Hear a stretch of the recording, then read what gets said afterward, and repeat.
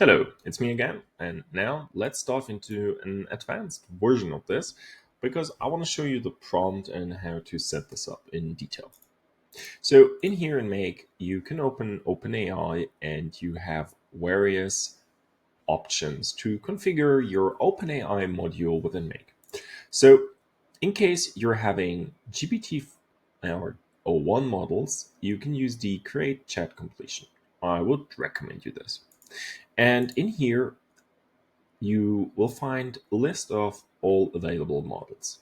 My account key in here is only limited to these modules. If I have a different one, I can, for example, access O1 if I'm already eligible for this model. In case you're watching this video later, you might be already be able to use O1 on every OpenAI pricing tier. If OpenAI O1 is not available at the time of this recording of the video, this model is only available to tier 5 members. We are a tier 5 member, but this API key is limited for demo purposes. In here, I recommend you always writing a system prompt.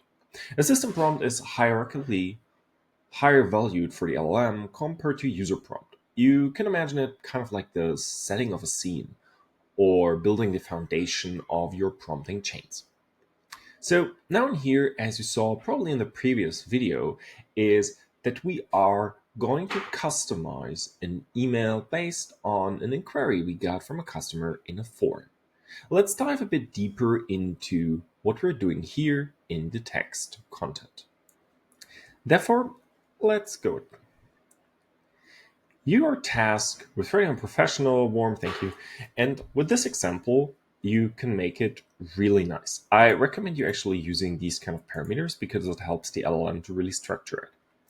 And also giving it this structure helps them to not find this email well statement. No, really making it to your company needs. You can, of course, include examples.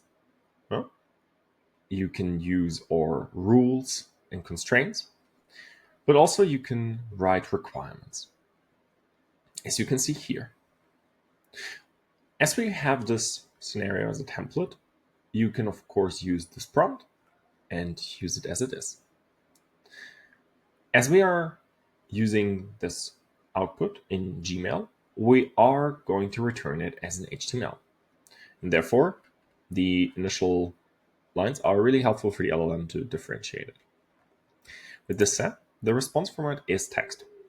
What we will do in a different video is we will show you how to use JSON object, and we will show you also how to use the OpenAI assistant, how to configure this inside Make to actually use tool calling there. So stay tuned on another advanced version. I would recommend you using temperature, TP, and number 1, something like this. You can also leave this empty because it will then use just the default ones. If you're using other or different parameters you want to add, we have a flexible way of doing this.